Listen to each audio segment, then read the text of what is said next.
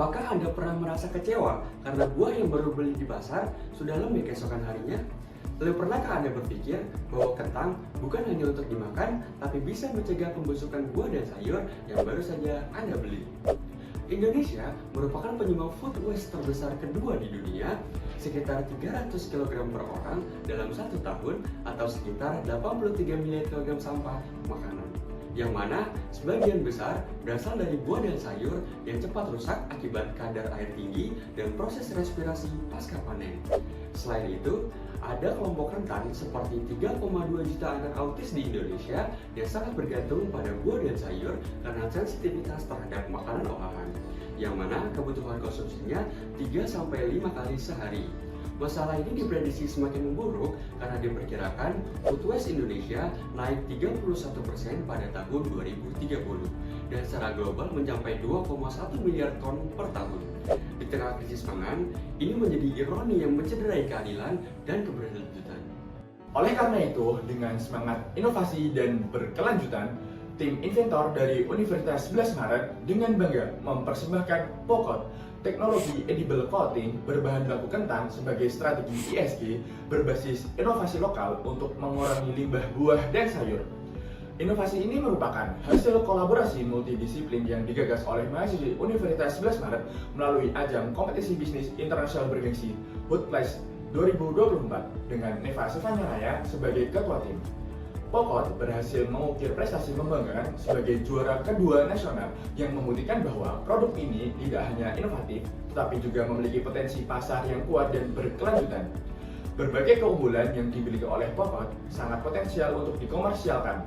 Untuk itu, kami dari tim Laki yang terdiri dari saya, Ahmad Nurhidayat, dan kedua rekan saya yaitu Afrizdan dan Neva Raya akan memaparkan strategi komersialisasi dari produk Pokot, inovasi pelapis alami berbasis pati kentang yang dikembangkan untuk memperpanjang masa simpan buah dan sayur sebagai perwujudan SDG Point 12 dan upaya penerapan ekonomi sirkular.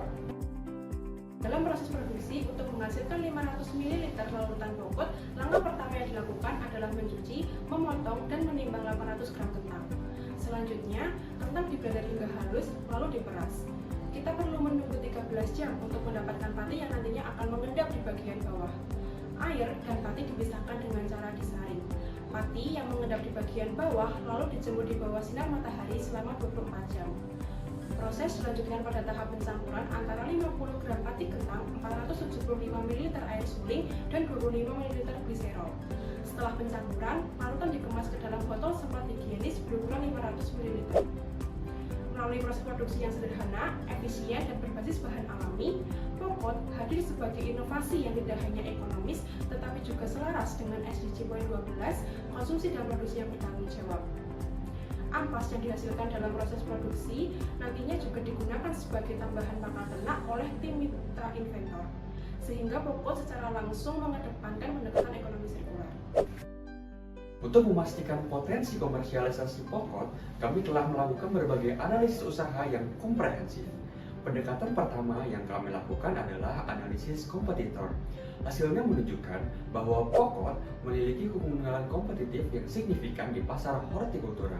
Dibandingkan produk sejenis, Pokot hadir dengan harga yang lebih terjangkau, mudah digunakan melalui kemasan botol semprot praktis, serta yang paling penting, formulanya biodegradable dan berbasis prinsip ekonomi sirkular.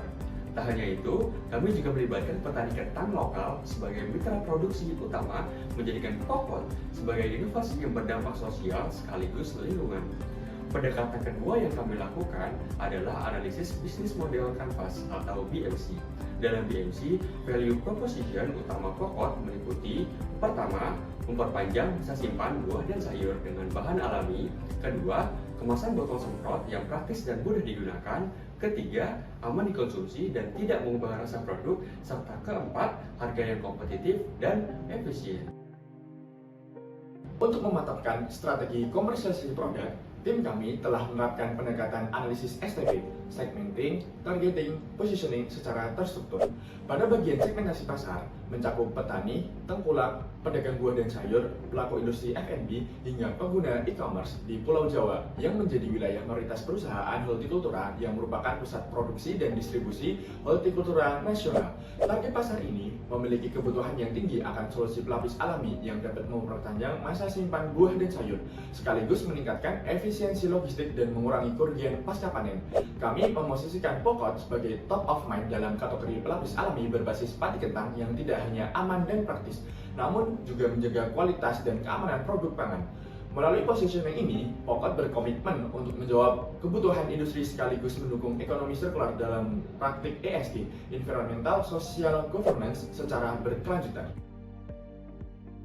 Analisis tingkat kesiapan teknologi Pokot berdasarkan status dan indikator yang dituangkan dalam Panduan Penelitian dan Pengabdian Masyarakat tahun 2023 dapat disimpulkan bahwa Pokot sebagai teknologi bidang pertanian berada dalam tingkat TKT 6 yang artinya model atau prototipe telah diuji dalam lingkungan yang relevan.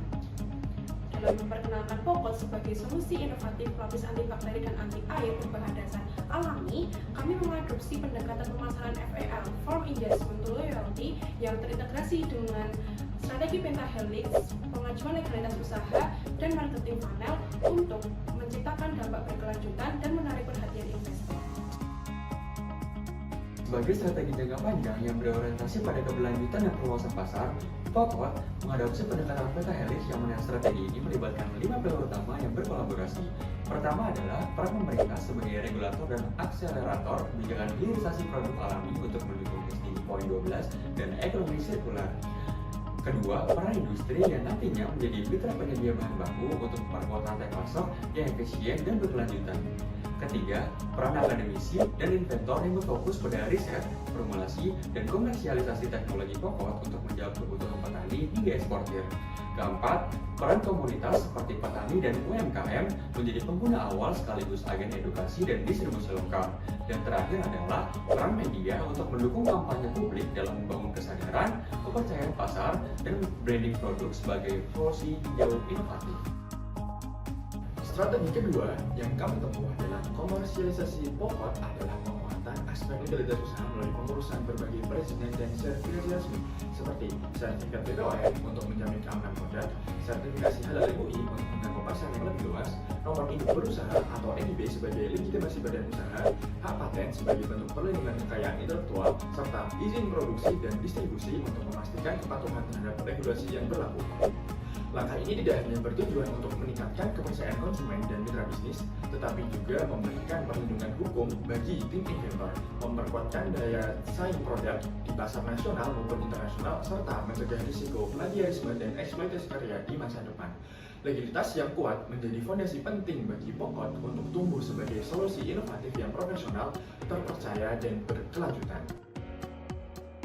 Strategi pemasaran Pokot yang ketiga dirancang secara terstruktur menggunakan pendekatan marketing funnel yang terdiri dari 6 tahap. Pada tahap pertama yaitu awareness, kami membangun kesadaran masyarakat tentang pentingnya pelapis alami, bebas bahan kimia melalui kampanye edukatif di media sosial, media massa, serta komunitas petani dan UMKM hortikultura.